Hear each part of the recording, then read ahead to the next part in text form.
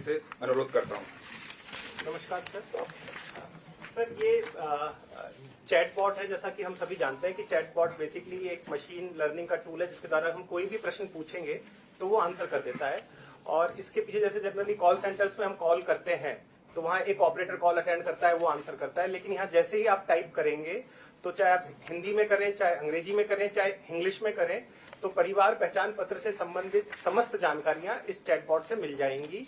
और साथ ही साथ कोई भी व्यक्ति या परिवार अपने विभिन्न वेरिफिकेशंस का स्टेटस जानना चाहता है या कोई सर्विस के बारे में जानना चाहता है तो उस तरह की समस्त जानकारी इस चैटबॉट के द्वारा 24 घंटे, चाहे अपने घर पे, चाहे अपने काम करने की जगह या अपने मोबाइल से, कहीं से भी वो प्राप्त कर सकता है। और ये चैटबॉट जो मेरापरिवार.हरियाणा.gov.in पोर्टल है उस पे ये उपलब्ध है। और साथ ही साथ ये हरियाणा में किसी भी विभाग का पहले तरह का चैटबॉट है, पहला कोई विभाग है जो ये चैटबॉट लॉन्च कर रहा है। और हमें विश्वास है कि इससे आम जनता तक परिवार पहचान से संबंधित जितनी भी जानकारियां हैं वो बहुत ही सुगमता से प्राप्त कर सकते हैं। साथ ही साथ अपनी समस्या, कोई शिकायत, कोई भी जिसका समाधान चाहते हैं वो भी इसके द्वारा किया जा सकता है।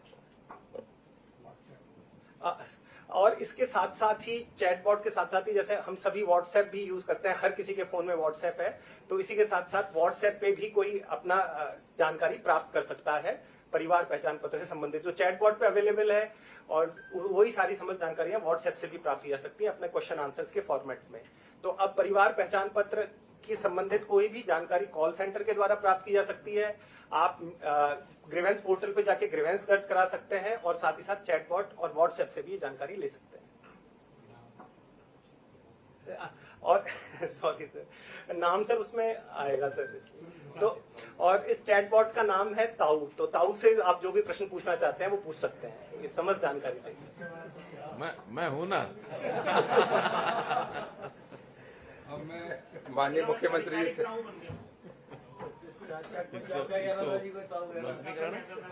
अब मैं माननीय मुख्यमंत्री से अनुरोध करूंगा कि माउस का बटन दबाकर ताऊ नामक चैटबॉट का लोकार्पण करें।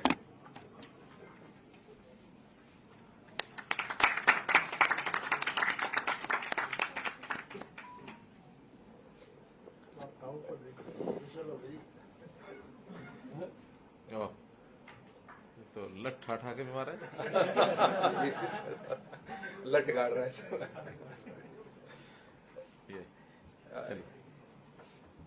इसी कड़ी में हरियाणा परिवार पहचान पत्र अथॉरिटी और सेवा विभाग द्वारा हाल में ही ऑटोमेटिक बुढ़ापा पेंशन शुरू करी गई थी, जिसमें अगर कोई भी एलिजिबल व्यक्ति है जिसकी 60 साल की उम्र हो जाती है और उसका इनकम लिमिट में वो परिवार आता है तो उसकी प्रोएक्टिव पेंशन बनाई जाती है। तो उसी कड़ी में आज दिव्यांग प्रोएक्टिव पेंशन का लोकार्पण माननीय मुख्यमंत्री जी करेंगे।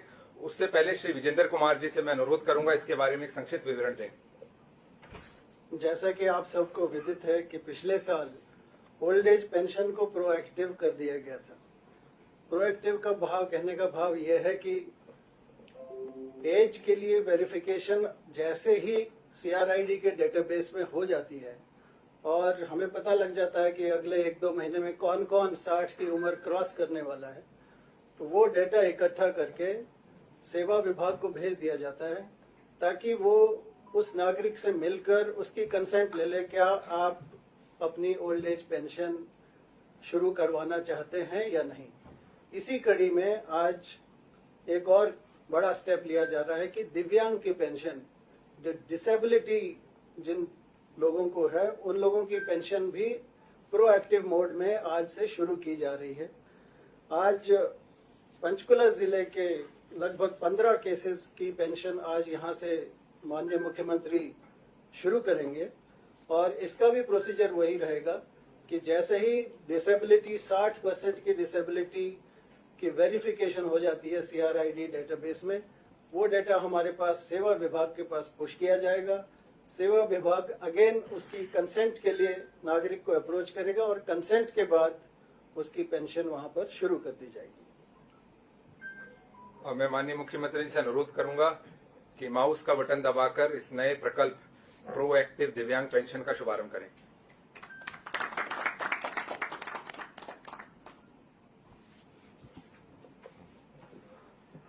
आज की इस कड़ी में आखिरी किंतु मेरा मानना है सबसे महत्वपूर्ण जैसा कि आप लोगों ने अनुभव किया होगा, अब तक हरियाणा में पीडब्ल्यूडी रेस्ट हाउस जो बुक हुआ करते थे, सब सिफारिश से, मैनुअल तरीके से, नाना प्रकार से लोग बुक कराते हैं और उसका कोई सिस्टम नहीं बन पाया था। तो उसका संज्ञान लेते हुए माननीय मुख्यमंत्री जी ने निर्देश दिया था कि इसका भी एक सिस्टम बनाया जाए और उस कड़ी में एक नया पोर्टल विभाग द्वारा तैयार किया गया है, पीडब्ल्यूडी विभाग द्वारा, जिसमें हरियाणा के समस्त PWD rest house including Haryana भवन में दिल्ली के, उसका एक पोर्टल बनाया गया जिसके माध्यम से सभी उन कमरों की बुकिंग की जा सकेगी और इसमें जो आम जनता है वो भी इसमें बुक अपना कमरा करा सकते हैं फीस देकर। और इसके अलावा बाकी भी जो एंटाइटल्ड लोग हैं, चाहे ऑफिसर्स हों चाहे विधायकगण हों, वो भी इसमें बुक करा सकते हैं। ऑटोमेटिक ट्रांसपेरेंट सिस्टम से इसमें बुकिंग संभव हो पाएगी। तो अब मैं माननीय मुख्यमंत्री से अनुरोध करूंगा कि माउस दबाकर इस पोर्टल का भी उद्घाटन करें।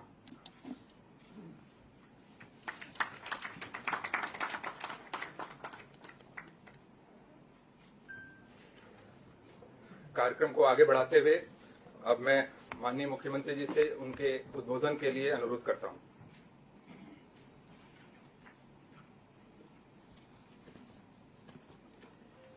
मित्रों, जैसा हमको जानकारी है कि हमारा हमेशा ही फोकस रहा है कि गुड गवर्नेंस, सुशासन, इसके आधार पर चीजों को आगे बढ़ाया जाए। ठीक 25 दिसंबर 2014 जिसको हमने पहला सुशासन दिवस के नाते से कहा था और टेक्नोलॉजी के आधार के ऊपर चीजों को बढ़ाने का जो क्रम उस समय शुरू किया था, लगातार उसको हम आगे बढ़ा रहे हैं और आज भी इसमें 3 ऐसे जो प्रोजेक्ट हैं वो जिनको लॉन्च किया है वो आपके सामने आए हैं, जिसमें सबसे पहले तो चैटबॉट का ये जो एक सोल्यूशन ये दिया गया है। और हमको जैसे पता है कि परिवार पहचान पत्र भी अपने आप में एक यूनिक ऐसी एक चीज जो हमने तैयार की है, जिसका लाभ प्रदेश के लगभग 72 लाख परिवारों को उसका लाभ मिलेगा। अब इतना बड़ा प्रोजेक्ट स्वाभाविक है कि उसके अंदर प्रारंभिक कुछ जिसको कहना चाहिए कि एक निटी-ग्रिटीज ऐसी होती हैं, जो कुछ ऐसी समस्याएं आती हैं, उनको हमने लगातार ठीक किया है। चाहे उसमें राशन कार्ड की बात हो, चाहे पेंशन की बात हो, चाहे चराई योजना की हो, इनकम की हो, वो पर्याप्त संख्या में हमने ठीक किया है। क्योंकि अभी एक ऐसा फ्रेंडली एक पोर्टल बनना चाहिए जिससे किसी भी आदमी को कोई भी जानकारी अपनी लेनी है तो कहीं भी वो ले सकता है अपने मोबाइल से उसको खोल करके। और चैटबॉट का जैसे एक सिस्टम होता है, इसमें आर्टिफिशियल इंटेलिजेंस और मशीन लर्निंग, नेचुरल लैंग्वेज, ये जो सारे सिस्टम होते हैं ताकि हमारे बोलने से ही और वो उसकी आवाज को पहचान ले और पहचानने के बाद उसका उत्तर वहां से मिले। उत्तर भी देंगे ताऊ जी, तो उत्तर जो है हमको मिले। अब इसमें एकदम ये तो नहीं कहा जा सकता कि इसमें कोई गलती नहीं होगी, क्योंकि धीरे धीरे उस सिस्टम को अडेप्टिव होना पड़ता है। जिस आदमी को बोलना है उसकी भाषा, उसकी लैंग्वेज, उसको। और ये सामान्यतः एक बार जो व्यक्ति अपना चैटबॉक्स बॉक्स खोलेगा और वही व्यक्ति बार बार पूछेगा तो उसके उत्तर ठीक आएंगे। लेकिन अगर एक ही चैट बॉक्स को मुझे लगता है अगर अलग अलग व्यक्ति जाके पूछेंगे तो लैंग्वेज की प्रॉब्लम कई बार आती है। अब ये प्रारंभिक चरण हैं, जो भी चीजें इसमें होंगी हमारे टेक्निकल लोग इस पर लगातार नजर रखेंगे। लेकिन अच्छा फ्रेंडली एक विषय, जहां भी कई आदमी होता है अपने मोबाइल को साथ लेके रखता है, चाहे वो खेत में जाए, ऑफिस में जाए, घर में बैठे पढ़ने जाए, सैर करते हुए भी अपनी जानकारियां ले सकता है। चैट बॉक्स का एक ही इस प्रकार से एक हमने सोल्यूशन दिया है और मैं समझता हूं जनता को बहुत इसका लाभ होगा। और जितने उसके प्रश्न होंगे, चाहे उसके जाति के हैं, आय के हैं, व्यवसाय के हैं, जन्मतिथि के हैं, ये सब जो उसको, चाहे उसका फिर आय के साथ उसका सार्वजनिक वितरण प्रणाली यानी राशन कार्ड हो, फिर उसकी चाहे जो भी कोई प्रश्न है, वो सारा जो सूचना डाटाबेस हमारे पास जो कोष बना है, उस कोष में से उसको ये उत्तर त्वरित और सटीक रूप से ये सब मिलेगा। दूसरा जो हमने प्रोएक्टिव एक पोर्टल बनाया है वो दिव्यांग सेवा, दिव्यांग की पेंशन, ये सेवा। और इस सेवा में अभी तक दिव्यांग को पेंशन बनाने में काफी कठिनाई आती थी। आयु के हिसाब से तो 60 वर्ष की आयु एक गणना के हिसाब से ऑटोमेटिकली व्यक्ति की गणना हो जाती है, लेकिन इसमें शर्त है कि 60% उसका दिव्यांगता सर्टिफिकेट होना चाहिए। जैसे ही 60% दिव्यांगता का सर्टिफिकेट डॉक्टर से वो प्राप्त करेगा, उसको अपलोड करेगा, अपलोड करते ही प्रोएक्टिवली उसकी पेंशन जो है वो घर बैठे बनेगी। इसमें कहीं किसी प्रकार की कठिनाई नहीं आएगी।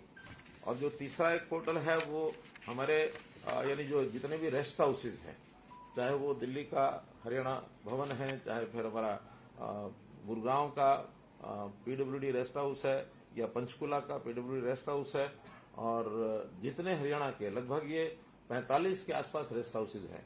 इसमें शिमला का बेनवर्बी है, मसूरी का रेस्ट हाउस वो भी इसमें जोड़ा है, मेरे ख्याल प्रदेश के बाहर के तो 2 ही है इसमें। तो उन सबको जोड़ करके और जो भी व्यक्ति बुकिंग करना चाहता है उसमें एंटाइटल्ड, जिनकी एंटाइटलमेंट है, अधिकारी हैं या राजनीतिक जो लोग हैं, विधायक, सांसद, पूर्व विधायक, पूर्व सांसद, वो सब कर ही सकते हैं, अधिकारी भी कर सकते हैं। इसमें पत्रकारों को भी जिनको उसकी एंटाइटलमेंट होगी वो भी उसमें अपनी बुकिंग हिसाब से कर सकेंगे। बुकिंग प्राइवेट लोग भी कर सकेंगे, लेकिन उसका एक सिस्टम बनाया है कि 15 दिन पहले उसके लिए प्राइवेट बुकिंग के लिए जो कमरे निर्धारित किए गए हैं उतने वो कर सकते हैं। 15 दिन से 7 दिन जब रह जाएंगे तो उन कमरों की संख्या और बढ़ा दी जाएगी।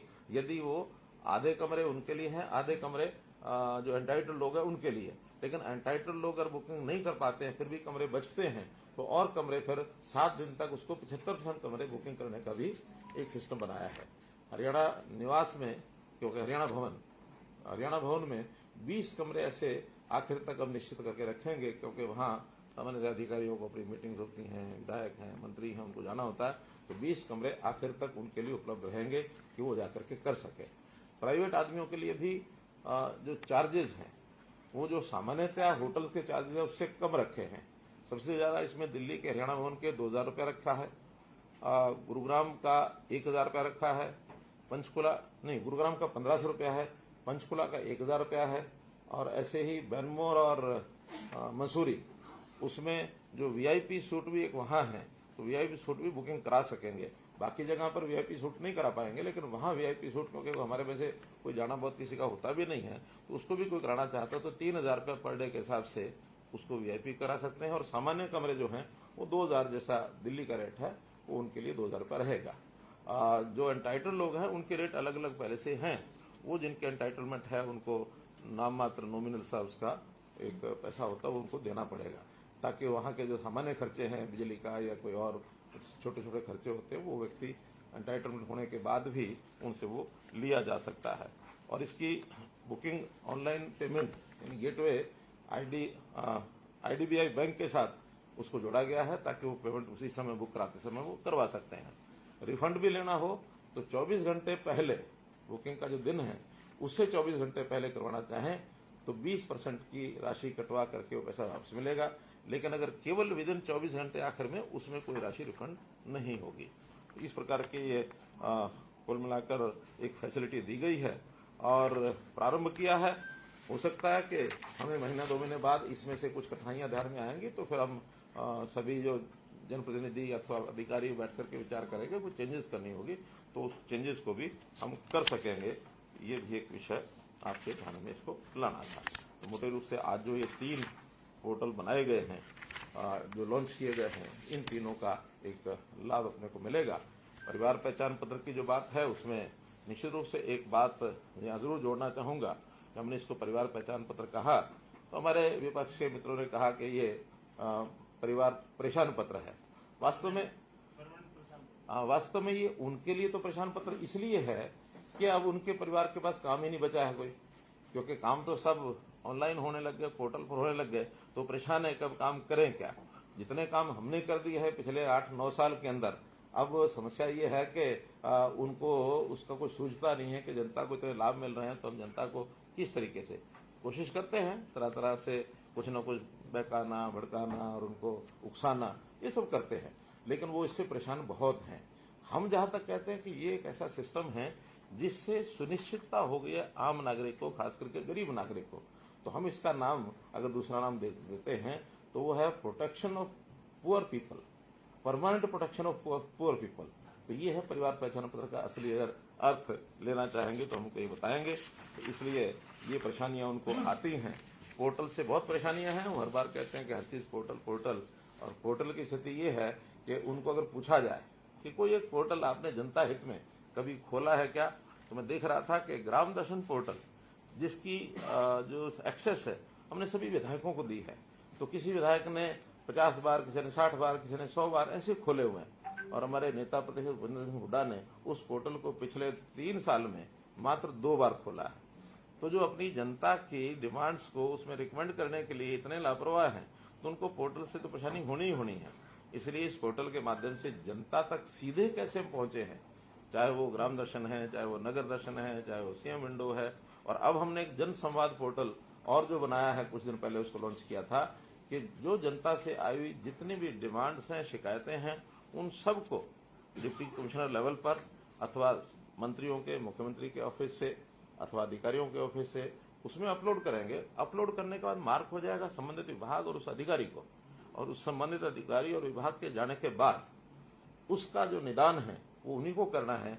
एक सेटअप सारे अपने सिस्टम में हर एक विभाग को ये बनाना होगा कि वहां हर चीज का हर ऑफिस में नोडल अधिकारी इन सब पोर्टल्स को अध्ययन करने के लिए, खोलने के लिए और उसको फिर काम करने के लिए, क्योंकि उसकी एजिंग, उसकी जो काम न करने की जो आदत है, ये जो फाइल चलती रहती है, महीनों में लटकती रहती है, अब इसमें एनालिसिस हो जाएगा कि कौन सा काम कब उनको मिला और उसके ऊपर उन्होंने कब क्या किया। आखिर एक निश्चित समय में उसके ऊपर काम नहीं करते हैं तो they will take to task. आखिर अधिकारी और कर्मचारी, किसी की मजबूरी हो तो बताएगा मेरी ये मजबूरी है, मैं इस पर काम नहीं कर सकता, तो उसका रिप्लेसमेंट भी होगा। लेकिन हर चीज ऑनलाइन है तो उसको उसका काम करके और up to the satisfaction of the last person जिसने वो ग्रीवेंसेस डाली हैं उसमें, उस तक सेटिस्फेक्शन हो। हाँ, काम करने का अगर लगता है कि काम हो ही नहीं सकता, ये भी जानकारी उस व्यक्ति को मिलनी चाहिए। कई बार कोर्ट केस होते हैं, कई बार विवाद कोई ऐसा होता है कि जिसके अंदर उसका अधिकार बनता ही नहीं है, तो ये जो सारी प्रक्रिया में से एक फाइनल उत्तर उसको मिलना चाहिए। हालांकि इन सारी चीजों में हमारे और भी कई सिस्टम पहले लागू हो चुके हैं, जैसे कुछ विभागों में सेवाएं राइट टू सर्विस के अंतर्गत उसके दिन निश्चित है, तो निश्चित दिनों में उनको सर्विस देनी होती है। अगर वो निश्चित दिन में नहीं देंगे तो ऑटो अपील सिस्टम के माध्यम से जो फर्स्ट अपेलेट अथॉरिटी है उसको जाएगा। 30 दिन वो भी नहीं करता तो अगले नेक्स्ट सेकंड अपेलेट अथॉरिटी को जाएगा।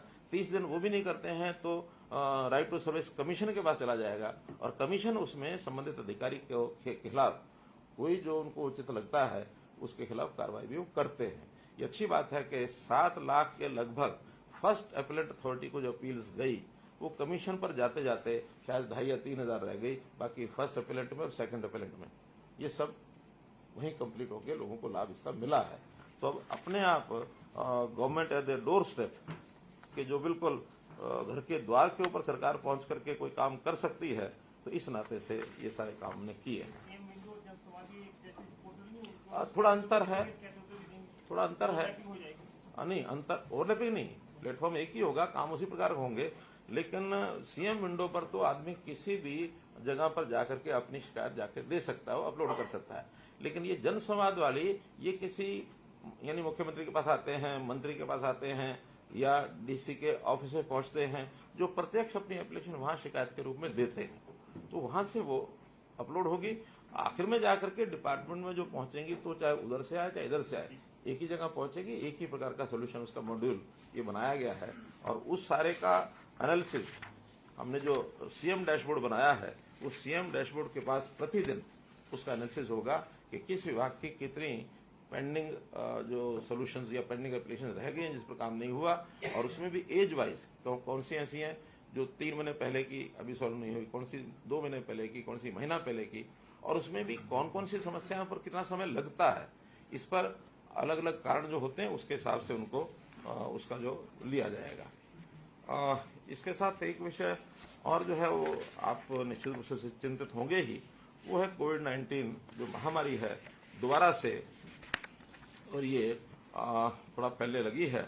अब इसमें पिछले 1 सप्ताह में महामारी के लगभग 600 मामले ऐसे आए हैं। हर सप्ताह यानी 500, 600, 700 ऑन एवरेज 90-100 मामले रोजाना आते हैं। लेकिन इसके लिए हमारी सारी तैयारी है और इसका जो रिकवरी रेट है बहुत फास्ट है, अच्छा है। 99% अब रिकवरी रेट हमारा उसमें हो चुका है। कुछ एक केसेज बहुत नाम मात्र के कि जो अभी थोड़ा लंबे समय तक उनकी रिकवरी नहीं होती है, तो इसके लिए हमारा जो डिपार्टमेंट है वो सब अच्छे प्रकार से तैयार है। चाहे वो पीडियाट्रिक्स का जो डिपार्टमेंट है, चाहे अन्य बेड्स हैं, हॉस्पिटल्स हैं, आइसोलेशन बेड्स हैं और ऑक्सीजन सपोर्टेड बेड्स हैं, ये सब जो पहले हमारी तैयारी कोविड के समय थी उनको रिवाइव सबको कर लिया है। बीच में चूंकि एक काल ऐसा आया था जब इनकी आवश्यकता नहीं पड़ी थी, तो थोड़ा जो ढिलाई आई थी उस ढिलाई को हमारे हेल्थ डिपार्टमेंट ने और बाकी भागों ने उसको सबको पूरा कर लिया है। इसमें चाहे वो वेंटिलेटर्स हों, पीएसएज हों, ऑक्सीजन कंसंट्रेटर्स हों, बीआई पैप, फिर हाई फ्लो नेजल कैनुला, जो भी उनके इंस्ट्रूमेंट्स हैं वो सारे बताए गए हैं। अब नहीं, वो तो वैक्सीनेशन का तो लगातार हमने 2 राउंड पूरे कर लिए थे। तीसरे राउंड में जिन लोगों को अलग से उसका क्या प्रिकॉशनरी बूस्टर डोज वो छूट दी थी भी, वो जिनको लगाना लगवा लें और बड़े। चलिए हेल्थ के डिपार्टमेंट से जरा, है ना, तो वो देखेंगे। तो फिर भी हम अलर्ट भी हैं और कहीं कोई इस प्रकार का भी वैसा कोई चिंता करने का विषय ज्यादा नहीं है, कोई पैनिक होने की जरूरत नहीं है। और ये ग्लोबली ये जो एक नॉर्मल बीमारी की तरह चीजें चल रही हैं वैसे ये भी चल रही है। तो प्रश्न बाद में करेंगे जरा विषय ऐसे ही एक विषय जो करंट है वो है फसल खराबे का। अब चूंकि ये कोई पूर्व में इसकी जानकारी भी नहीं होती और ये कोई किसी व्यक्ति के हाथ में भी नहीं है, एक नेचुरल एक जिस प्रकार का संकट आता है, कब वर्षा आ जाए, कब इसमें कोई मौसम खराब हो जाए। और इस बार तो मौसम का इस प्रकार की स्थिति बनी रही कि फसल पकने के बाद कटाई शुरू हो गई फसल की, और मार्च के बाद फिर अप्रैल में, अभी 2 दिन भी पिछले वर्षा के निकले हैं। कई बार तो फसल निकली हुई होती है, मंडी में पहुंची हुई होती है, उसकी भी सुरक्षा करनी पड़ती है। फिर भी किसान का जो नुकसान है उस नुकसान में उसकी सहायता के लिए सरकार हमेशा तैयार है। हालांकि ये बात भी ठीक है कि अब प्रधानमंत्री फसल बीमा योजना में बहुत से किसानों ने अपना बीमा कराया है और धीरे धीरे ये ट्रेंड बढ़ रहा है। अब लोगों को पता लगता है कि वहां बीमा कराएंगे तो आसानी से वो सारी चीजें, उसका सर्वे भी हो जाता है, उसका नुकसान भी समय पर तय हो जाता है। कहीं कठिनाई आती है तो फिर सरकार इंटरवीन करना होता है, वो करते हैं। जिन्होंने बीमा नहीं कराया है उसको सरकार जो है कंपनसेशन उसके रेट हैं वो हम देते हैं। अब चूंकि देरी से हुआ है तो इसमें असेसमेंट में थोड़ी कठिनाई आई है, फिर भी स्पेशल गिरदावरी का काम उसको हमने 30 अप्रैल तक 30 अप्रैल तक का टाइम दिया है कि उसका सारी की गिरदावरी, क्योंकि गिरदावरी 30 अप्रैल तक फसल तो कट चुकी है, लेकिन उसमें सैंपल बेसिस लेकर के और उसका एनालिसिस करना और वो एनालिसिस करके कितना खराबा हुआ है तो 30 अप्रैल तक असेसमेंट पूरी करके तब तक फसलें काफी मंडी में भी आ चुकी होंगी, तो मंडी की प्रोक्योरमेंट के हिसाब से भी उसको एक तुलनात्मक अध्ययन किया जाएगा। अभी तक जानकारी यह है कि गेहूं का नुकसान बहुत बड़ा जितना सोचा जा रहा था उतना नहीं है। 10%, 15%, 20%, मोटे तौर पर काफी जिलों में इतना ही है। 25% तक तो कंपनसेशन जो है वो किसान को ही हम कहते हैं वो अपना उसमें यानी क्लेम की अपेक्षा न करे। 25% से ऊपर होता है तो फिर क्लेम उसको दिया जाता है। जो भी क्लेम बनेगा वो मई के आखिर में, अब इसके आंकड़े नहीं है तो ठीक से नहीं हो करा। गिरदावरी के आखिरी 2-3 दिन है, उसका कई बार क्या होता है डीसीज और एसडीएम्स को 5%, 10% शायद कुछ मात्रा है वो दी जाती है। तो भी कोई आंकड़े हो तो बता दें आप। सर 17 लाख एकड़ जो दर्ज हुई थी खराबे की, उसमें से 15 लाख एकड़ की जो वेरिफिकेशन हो चुकी है, सिर्फ 2 लाख एकड़ की रह। हाँ, तो बस हो जाएगी 30 तारीख तक सब। मई में मुआवजा, मई में जो मुआवजा होगा वो जितना जिसको बनेगा उस हिसाब से दे दिया जाएगा। मंडियों को कुछ आया सर, कितनी आई है? हाँ, मंडी में 41 लाख मीट्रिक टन गेहूं ये अभी तक जो है आ चुकी है, जिसमें से 32.5 लाख मीट्रिक टन ये सरकारी एजेंसियों ने खरीद कर ली है। और अभी ये 9 लाख जिसको कहना चाहिए शेष है, लेकिन वो तो रोटेशन में जैसे रहती है उतना ही है। मंडी का उठान की एक समस्या थी, वो हमने डीसीज को लिख दिया है कि जहां कहीं समस्या ठेकेदारों से आ रही है वहां वो अपने हाथ में लेकर के, और जो भी कोई अलग प्रबंध जैसे पहले भी करते रहे हैं, आड़तियों से बात करके, और आड़तियों के अगर ट्रक होते हैं तो उनके लेंगे, और बाहर से भी लेना है तो उनके सिक्योरिटी ले करके और उनको ट्रकों को उसी रेट पर जो रेट जो है देखिए वो रिलैक्सेशन, क्योंकि सेंटर ने उसमें एक कट लगाया था, लेकिन हमने घोषणा कर दी थी उसी समय कि जो भी पैसा है, नमी की छूट नहीं है उसमें, केवल उसका लस्टर लॉस और उसका जो दाना जो है बारीक दाना कटा हुआ, क्या बोलते हैं उसको, ब्रोकन, हाँ ब्रोकर और शेवल्ड जो दाना होता है उसका जो परसेंटेज है उसमें जो पैसा अगर उनका कटेगा तो तो स्टेट गवर्नमेंट जो उसको कंपनसेट करेगी, किसान से वो नहीं लिया जाएगा। लेकिन नमी में छूट देना संभव इसलिए नहीं है, नमी की छूट दें तो फिर गीला अगर खरीदा गया और वो पैक हो गया, उसकी प्राइस लग गई, तो फिर उसको कोई संभालता नहीं और फिर अंदर अंदर किसान के लिए राहत रहती है ना जी कि नमी की छूट लेंगे तो सरकारी तौर पर सुखाया ही जाता है। क्या होता है कि इसकी शिकायतें बहुत आती हैं। हम यही कहते हैं कि अब क्योंकि नहीं अपने आप भी वो करके लाए, और नहीं है तो वहां जब धूप निकलती है उसको सुखाएंगे, सुखा करके नहीं। धान में जरूर है, धान का कोई शेलर जो है वो लेके जाते हैं, शेलर्स में बहुत बड़े ग्राउंड उनके पास होते हैं, वो फिर सुखाते हैं, सुखा करके फिर उसका साथ साथ चावल निकालते हैं। धान जो है इतने लंबे समय तक स्टॉकिंग भी नहीं होती, ये स्टैकिंग जो है गेहूं की होती है, कभी कभी तो 2-2 साल 3-3 साल नहीं उठ पाता है। हालांकि अभी ये जो लस्टर लॉस वाला या ब्रोकन श्रिवल्ड ये है, ये प्रायोरिटी पर पहले यानी लिफो सिस्टम से उठाया जाएगा, बाकी नॉर्मली फिफो सिस्टम से उठाते हैं, फर्स्ट इन फर्स्ट आउट। ये LIFO last in first out, ताकि दाना बाद में ज्यादा खराब ना हो, तो अब लास्ट वाला ही सबसे पहले उठाया जाएगा, तो इसलिए उसका ध्यान रखा जाता है। पिछले साल की बराबरी आ रही है लोगों को। हाँ, कोई कमी नहीं है। उन्हें कुल मिलाकर के जो लॉस सोचा जा रहा था वैसा नहीं है। तो लॉस मैंने जैसे बताया 10% 15% का ही लॉस है, और हमें लगता है कि ये 60 लाख मीट्रिक टन उसके बराबर तक पहुंचेगा, उसे कम नहीं रहेगा। सरसों भी 1 लाख और 2,12,000 मीट्रिक टन सरसों ये प्रोक्योर हो चुकी है। इसमें प्राइवेट एजेंसियों ने भी कुछ खरीदी है, फेड ने भी खरीदी है, क्योंकि जब रेट जो है एमएसपी से ऊपर बिकती है तो प्राइवेट लोग भी उसमें खरीदते हैं। हालांकि इस बार अपेक्षा तो ज्यादा थी कि बहुत ज्यादा प्राइवेट में ही जाएगी सरकार को, जैसे पिछले साल नहीं मिल पाई, लेकिन वर्षा के कारण से, कुछ खराब होने के कारण से, तो प्रायोरिटी जो है वो किसानों की जब ज्यादा बिकती है तो जाएगी, और कम बिकती है वो भी ठीक जो किस्म की है, जो पैरामीटर सरकार के हैं उस नाते से फिर सरकार खरीदती है। हेफेड के नाते अगर बहुत कहीं खराब है वो कम रेट पर जाती है तो वो भी प्राइवेट में ही।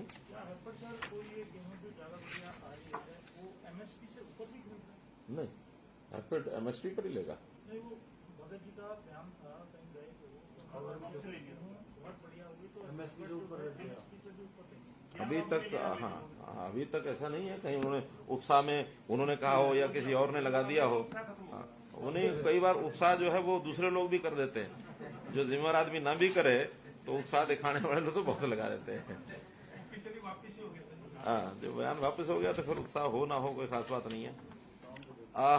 एक चीज जो लगातार हमारे मित्र समय समय पर कहते हैं, हालांकि बहुत चीजों में दम नहीं है, लेकिन कुछ बातें जो हमको स्पष्ट करनी जरूरी होती हैं तो उसकी जानकारी भी हमको देनी होती है। जैसे ये सरकारी नौकरियों का विषय आता है, सरकारी नौकरियों में अभी तक आंकड़े सब आपके सामने भी हम बार बार बताते हैं, फिर बता रहा हूं कि उन्होंने 10 साल के कार्यकाल में सरकारी नौकरियां कुल 80,000 के आसपास दी थी, 80,000 81,000 10 साल में पूरे।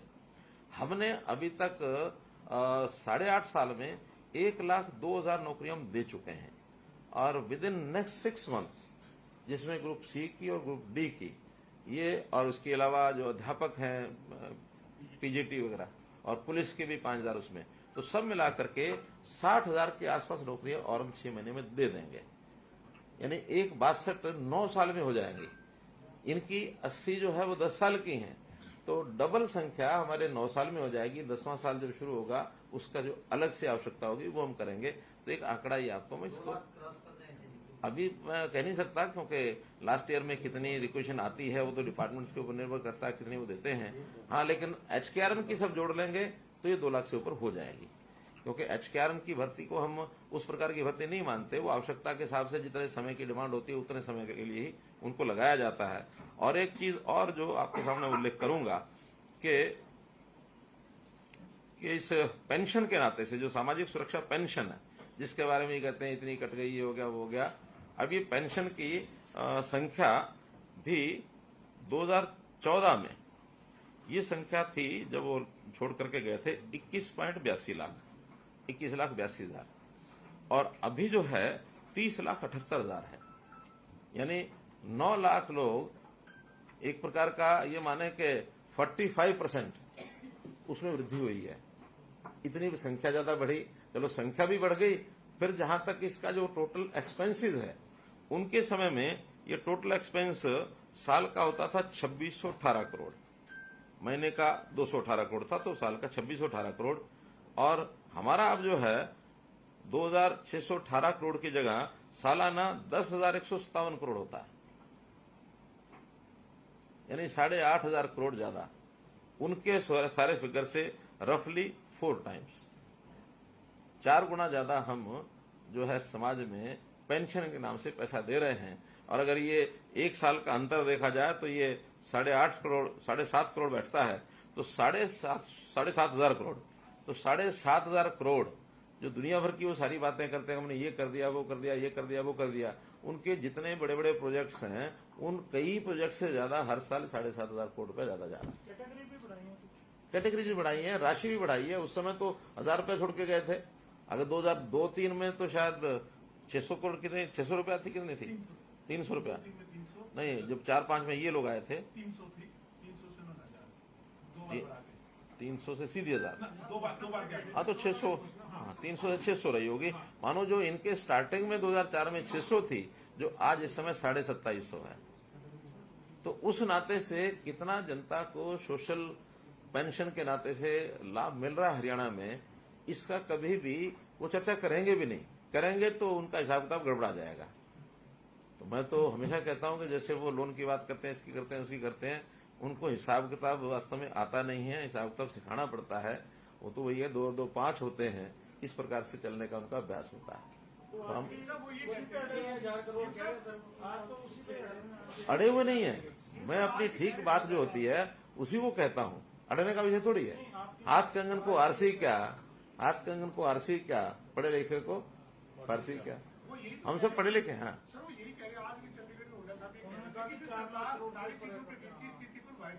क्यों व्हाइट पेपर लाए? व्हाइट पेपर तो तब लाया जाता है जब कोई हमें लगता हो कि इसमें कोई गड़बड़ है, कोई और बात है। हमें गड़बड़ है, जिस किसी को गड़बड़ लगती है तब वो व्हाइट पेपर लाता सरकार में। हमारे पास हम उनके समय हम व्हाइट पेपर लाए थे 2015 में, उसको आप पढ़ के देखेंगे तो उनके जो सारे क्लेम थे उसमें कितने विपरीत बातें निकली थी, आज भी लिखित है, आज भी वो रिकॉर्ड पर है। आप रिकॉर्ड पर लाएंगे तो व्हाइट पेपर तब लाया जाता जब किसी की बात को लगता हो कि उसकी गलत सिद्ध करनी, हमारी गलत है ही नहीं है, तो हमको अपनी बात को गलत सिद्ध करने का कोई कारण भी नहीं है। जो हम कहते हैं वही है, यही हमारा व्हाइट पेपर है। हमारा बजट का जो डॉक्यूमेंट है वो हमारा व्हाइट पेपर है, अलग नहीं है कोई।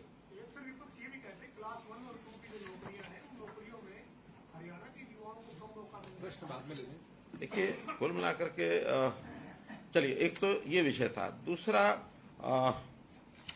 दो एक विषय और जो आपको बताने हैं मुझे, उनको एक तकलीफ और भी है। असल में एक तकलीफ उनकी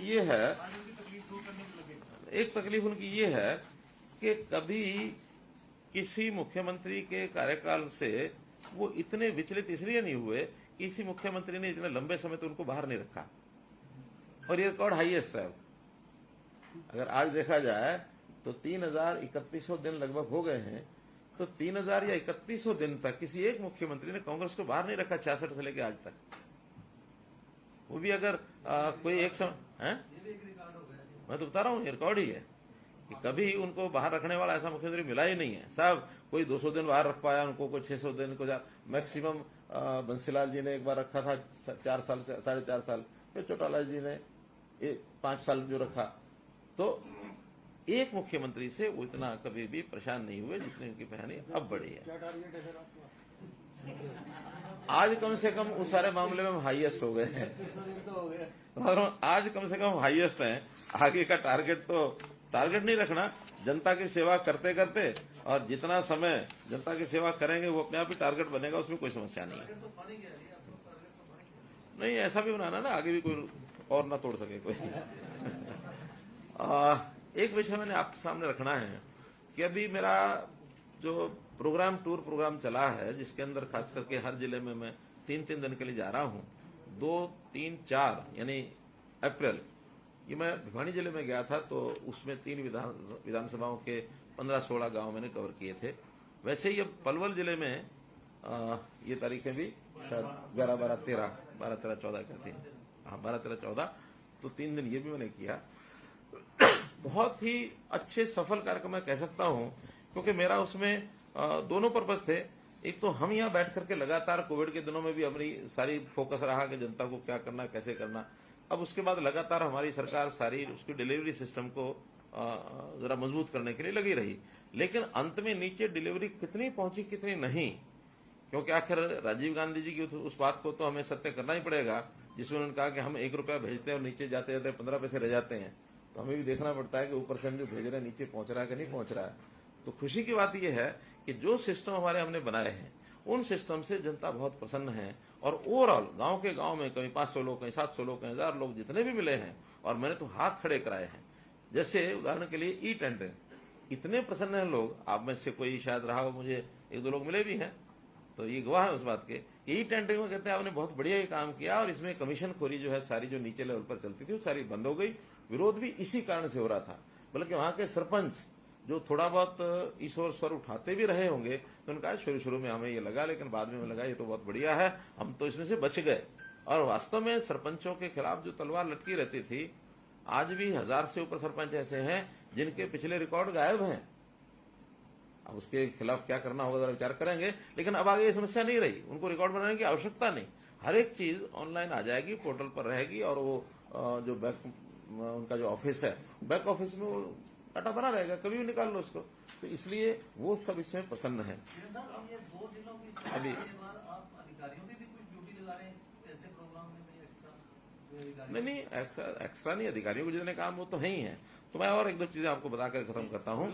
ऐसे दूसरा विषय जो मैंने वहां नौकरियों का, यानी 8-10 साल पहले नौकरियों की क्या स्थिति थी और आज नौकरियां कैसे मिलती हैं, इतना अति उत्साह था लोगों में कि पहले बंडल के बंडल, ढेर के ढेर हमको पैसे इकट्ठे करने पड़ते थे, नौकरियां रेट था। एक व्यक्ति ने तो ये कहा कि आपकी सरकार के कारण से मेरा 25 लाख बच गया। मैं समझा नहीं कैसे बच गया 25 लाख। तो बात तो नौकरी की कर रहा था कि मेरा बेटा नौकरी लगा है, अगर यही कांग्रेस सरकार होती तो ये 25 लाख रुपए मिलती। मैंने कहा आपको कैसे पता? कह लेंगे मैं पहले कांग्रेस में था। वो स्वयं कांग्रेस में था, आज चूंकि उसने आस्था जताई हमारे अंदर, आ भी गया, तो उन्होंने कहा कि वहां ये नौकरी 25 लाख से नीचे नहीं मिलती। अब ये भ्रष्टाचार के इतने नंगे नाच सारे के सारे सामने आ रहे हैं और जनता इन चीजों से बहुत प्रसन्न है। इसलिए बहुत से उदाहरण ऐसे हैं, और हमने काम भी जो है लगातार जो वहां किए हैं, दोनों दौरों में मैंने कुछ घोषणाएं भी की हैं।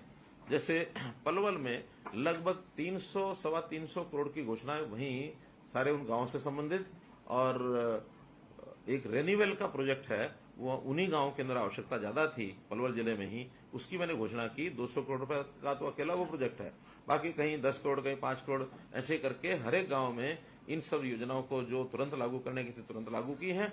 जो उनकी डिमांड्स थी वो हम सब लेके आए हैं, उसकी फिजिबिलिटी 1 महीने के अंदर करके, और इन दोनों जिलों में अलग से बताएंगे कि हाँ इनके कितने प्रोजेक्ट हमने स्वीकार कर लिए हैं। क्योंकि डिमांड्स बहुत आती हैं, पहले डिमांड आई नहीं होती है, तो बाद में जब आती है उसको साथ लेके आते हैं। और ये सारे काम भी, एक भिवानी जिले में जो मैंने घोषणा की थी कि जितने भी महाग्राम हैं, इन महाग्राम में सब जगह एक ट्रैक्टर ये उपलब्ध कराएंगे स्वच्छता के लिए, ट्रैक्टर ट्रॉली, और उसके लिए एक आदमी जो पहले नौकरी है उसमें साथ में एक आदमी ट्रैक्टर को चलाने वाला भी साथ में रहेगा। और इसमें पंचायतों के साथ एक जो हमारा शेयरिंग बेसिस के ऊपर फंडिंग है वो करेंगे। 75% स्टेट करेगी और 25% उस पंचायत के पैसे में आएगा। लगभग 5 लाख से 8 लाख कोई भी ट्रैक्टर कौन सा लिया जाएगा वो देखेंगे, लेकिन इतना खर्च उसमें 5 से लेकर 8 लाख तक खर्च आएगा हर गांव के लिए। भिवानी जिले के लिए एक दुलेढ़ी गांव है, दुलेढ़ी गांव में दुलेढ़ी मॉडल, ये स्वच्छता अभियान, क्योंकि प्रधानमंत्री जी ने स्वयं दुलेढ़ी गांव के नौजवानों की प्रशंसा की थी जो आज स्वच्छता अभियान में लगे थे। तो उस गांव में मैं स्पेशल गया था। उस मॉडल को पूरे भिवानी जिले में छोटे बड़े सब गांव में किया जाएगा। अभी पलवल जिले में जो महाग्राम है, इन सब महाग्राम की फिरनी जो चारों तरफ गांव के रास्ता होता है, उसको जहां पहले बनी हुई है तो उसकी मुरम्मत की आवश्यकता वो करेंगे। कई जगह बीच बीच में हिस्से नहीं बने हुए, कोई कब्जे के कारण से, कुछ और कारण से, उनको पूरा कराएंगे। और जहां पूरी नहीं बनी है उन सबको पूरा नया बनाने का काम, और ये पंचायती राज के माध्यम से होगा। एक ये नई घोषणा वहां भी मैं करके आया हूं। तो ऐसे अलग अलग जगह पर तालाबों की महाग्राम की हमारी पहले ही चल रही है, और पलवल जिले में तो मैं स्वयं कुछ तालाबों को देखने के लिए गया। कई जगह तो खुदाई चल रही है, जो उसका काम हो रहा है, बरसात से पहले कंप्लीट हो जाएगा। कुछ गांव में तो कंप्लीट होकर के पानी भरा भी जा चुका है, और अब साफ पानी, जो बिल्कुल पोल्यूटेड वाटर था जहां ओवरफ्लो कर रहे थे, उसमें साफ पानी, और आज पशु भी वहां पानी पीते हैं। तो इस प्रकार के तालाबों की स्थिति वो जो है वो अच्छी बनी है। आप लोग पूछ रहे हैं कि अगला गांव कौन सा, अगला जिला कौन सा, तो मैंने तय किया है कि कुरुक्षेत्र जिला 1, 2, 3 मई 3 दिन के लिए ये कुरुक्षेत्र जिले का ये कार्यक्रम रहेगा। 2 कार्यक्रम साथ में और आपको बता रहा हूं कि अभी 23 अप्रैल को कैथल जिले का एक गांव है धनौरी गांव में जो धन्ना भगत एक संत हुए हैं, तो धन्ना भगत की जयंती मनाने के लिए बड़ी संख्या में लोग वहां आएंगे। तो वहां के 2 जिले कैथल जिला, जींद जिला, ये दोनों क्योंकि बॉर्डर के ऊपर गांव है बिल्कुल, वहां धन्ना भगत जी का एक मंदिर भी है। हाँ, तो स्टेट लेवल कह सकते हैं या कंसर्ट, मेनली तो 2 जिले कंसर्ट करेंगे, आसपास के जो लोग आएंगे, लेकिन धन्ना भक्ति जयंती उसमें मैं स्वयं जाऊंगा और भी जितने संत हैं, बाकी पदाधिकारी नेता सब आएंगे तो एक कार्यक्रम करेंगे ऐसे। हाँ, उपराष्ट्रपति जी भी आएंगे। 23 अप्रैल को उपराष्ट्रपति जी का भी आगमन होगा। हमने निमंत्रण दिया था, वो बड़े सहर्ष उन्होंने स्वीकार किया कि धन्ना भगत की जयंती कभी किसी ने मनाई नहीं है, हरियाणा ने पहल की है। कुछ लोगों को तो तकलीफ भी बड़ी हो गई शुरू, हम तो कहीं और लगे रहते थे, ये कहीं और से कहां से निकाल के ले आए धन्ना भगत है। तो हमने कहा भी देखो, समाज में ऋषि मुनियों का, संतों का अपना एक स्थान है, तो आप संतों को छोड़ करके और किसी और के पीछे लगते रहोगे तो उसका कोई अर्थ नहीं है। तो इसी प्रकार एक कार्यक्रम तय किया हमने आज ही 4 मई को महंत गोरखनाथ उनका एक कार्यक्रम किया जाएगा करनाल में। महंत गोरखनाथ 4 मई को, तो ये करनाल में कार्यक्रम होगा। आज ही समाज के लोग आए हुए थे, सबने उन्होंने बैठ के तय किया कि हम बड़ा कार्यक्रम करेंगे, क्योंकि गोरखनाथ जी का भी अपना एक बड़ा महत्व रहा है और गोरखपुर उनकी एक प्रकार से पीठ है। हाँ, तो उसमें हमारे महंत बालकनाथ जी, वहाँ योगी जी हैं या महंत बालकनाथ जो है, उसको वो एक प्रकार से उसकी अध्यक्षता वो करेंगे। तो मोटे रूप से इतने सब विषय थे। और अब कोई प्रश्न होगा? सर, ये 2 दौरे जो हुए उसमें 1 रुपए की आपने बात की थी कि अब 1 रुपए का कितना पैसा मिलते जा रहा है जो आपने? देखिए, अब चूंकि सारे सिस्टम ऑनलाइन है, अब कहीं भी लीकेज नहीं हो सकता। यहां से जाने में देर हो सकती है, लेकिन जिस दिन जाएगा उसी क्षण नीचे पहुंचेगा। अब डीबीटी की स्कीमें हो गई हैं। आज तो किसी की मानो के